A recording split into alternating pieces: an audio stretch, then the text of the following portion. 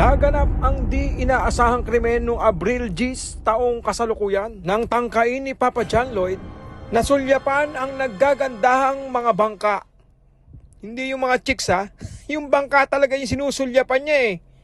Anyway mga kosa, nakaligtas na naman tayo sa nagbabadyang huli pero hindi kulong situation. Alright mga kosa, nung April 10 nga yan naglakbay nga kami papunta sa maalamhat at napakagandang tanawin na Bora. Diba kasi ang lapit lang nila dun sa sa Iloilo eh. Kaya ang ginawa namin, sumakay kami ng bus na Ceres. Sikat yan yung Ceres na yan doon sa Iloilo City.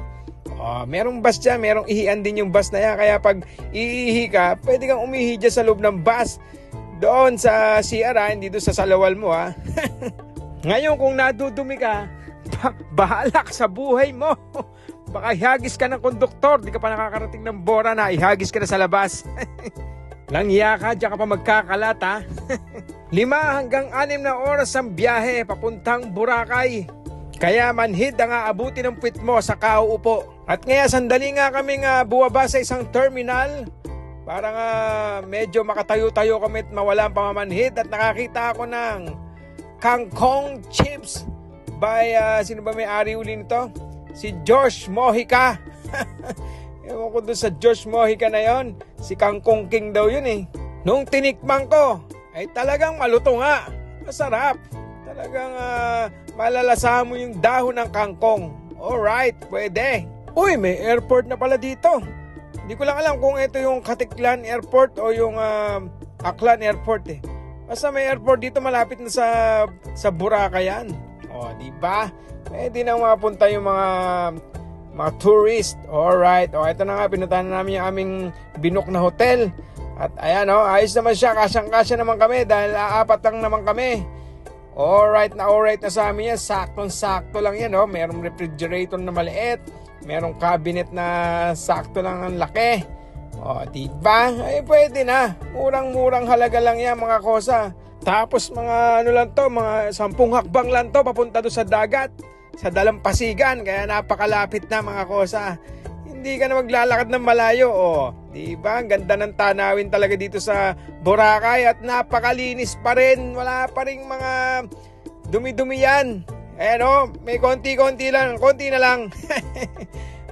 Pag tag-ulan kasi medyo marami na namang mga mga nabubuhay na mga tawag dyan, seaweeds. Tapos may nag-alok sa amin ng magpasyal-pasyal daw sa mga island. Ang tawag daw nila ay island hopping. Hopping pa. Parang mall tour, ganun ba yan? Pupunta tayo sa iba't ibang lugar na isla dito sa Boracay. Kailangan nakasalbabida ka. Kasi lulubog ka, darling, my love, so sweet. Dahil medyo heavyweight ka ngayon, lulubog ka. Kaya kailangan mo ng pampalutang.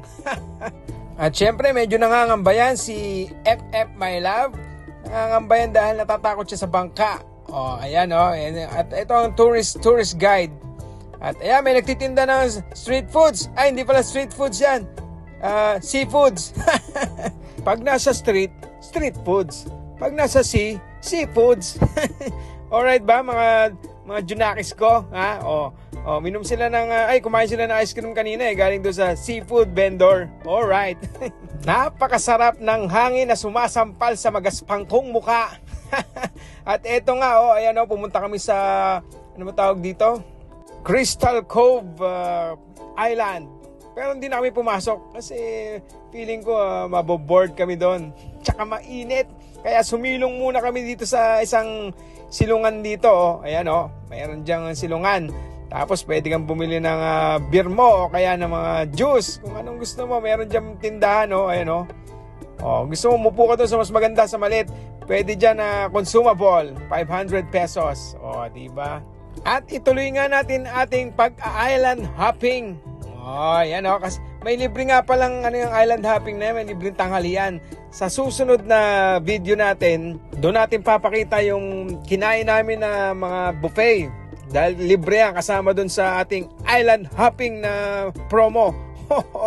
Ayan napadaan kami sa pangmalakasan na island. Hindi Hindi ko alam kung anong tawag nun. Yung ba yung Station 1 na tinatawag nila? Yung pang mayayaman? Doon lang kasi kami sa Station 10. Yung mga panghampas lupa lang. Doon lang kami nababagay. Alright na alright. Ayun, pag hinto nga ng aming bangkay, dinala naman kami sa Puka Beach. O, ayan o, Puka. Meron pa picture dyan. Bigyan mo lang ng 20 nagpipicture. Ayos na. O, kung wala kang 20, dito ka sa pang small time. O, Puka Beach. O, yan. Nagpa-trintas din pala ng buhok tong mga Junakis ko. At sila naiinitan daw sa buhok nila. O, kaya para maganda daw tingnan. Para ka nasa island talaga. Pag nakatirintas ka. Ayan, tuwan-tuwa tong dalawang Junakis ko. Magpatirintas at pakita daw nila sa kanilang lola. Kay Lola Mamayet. O, ayan, pakita nyo kay Lola Mamayet nyo yan, ha? Na nagpapatirintas kayo. Guwapa daw, guwapa. At syempre, tineleskopyo ko na naman. Nag-telescope na naman ako dito sa mga pangmayayaman na mga lugar, oh. Station 1. Oh, Station 1 yan. Tingnan nyo, oh. Ganda ng lugar, oh. Ang social talaga dito sa Station 1, eh, oh. Ewan ko lang, ito nga ba talaga yung Station 1? Hindi ko sigurado, ha. Ayan, oh. Kita nyo, yung bangka pa lang, oh. Social na. Tapos, ayan, oh, ligid pa tayo. Tingnan natin kung ano yung mga nandun sa... Oh, ayan, may mga puti, puro puti. Puro puti yung mga nandun sa Station 1, ha. Oh, tsaka ganda ng mga bato, oh. Pwede ka pa mag-swimming dun sa ilalim ng bato. Tapos, oh, malamig siguro yung klima dun sa ilalim ng bato. Kasi puro mga lumot yun. Malamig yung pakaramdam mo siguro dun. Ayan, oh. Nakikita mo, silipin natin ng telescope yan. Lapit mo konti. Ayan, ayan, mga puti yan, oh. Kita nyo? Yan yung mga matitindi talaga tinitingnan ko dyan, eh.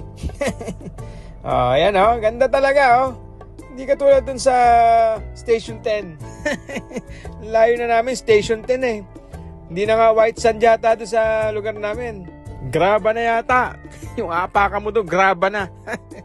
Anyway, tuloy natin ang ating paglalakbay o tinatawag na island hopping. At ayan, tapos na ang aming island hopping. Pumunta nga kami sa isang bilihan ng milk tea. At may nakita kaming tigre. Tuwa-tuwa mga bata sa tigre dahil mukhang buhay na buhay. Ano kaya pangalan ng tigre na to? Hindi kaya Junjun yata?